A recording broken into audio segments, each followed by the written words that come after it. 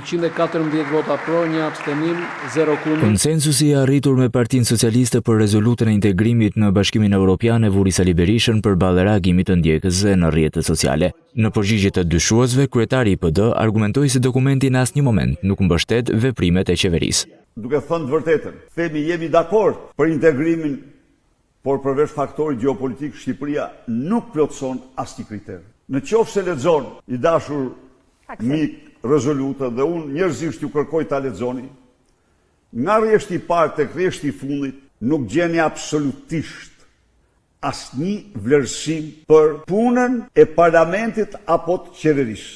Votimi për kryetarin e PD, ku u skualifikuan të gjithë emrat që shpallën dëshirën, ishte një tjetër kritik, por Berisha thot se prova do të kalohet nga pjesëmarrja, që thot se duhet të jetë lart. Kjo garë ka qenë është dhe do mbetet e hapur. Kjo parti nuk do mund të pranoj bashkëpunëtor krimi, bandash dhe të qeverisë. Legitimiteti i kësaj gare përcaktohet nga vota e lirë e antarësisë. Kjo është gara më e plotë, më e prore se çdo garë tjetër.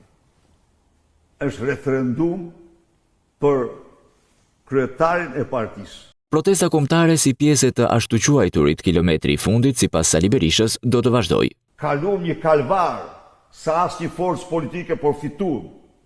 Tani ne duhet fitojmë përfundimisht betejën për votën e lirë. Kështu që kërkoj mirëkuptim, nuk është kilometër i lehtë ky. Jo, e kam thënë dhe e them, por është vendimtar. Berisha theksoi se demokratët do të vijojnë hapjen e partisë, por edhe ato që i konsideron si revolta paqësore për largimin e Edi Ramës.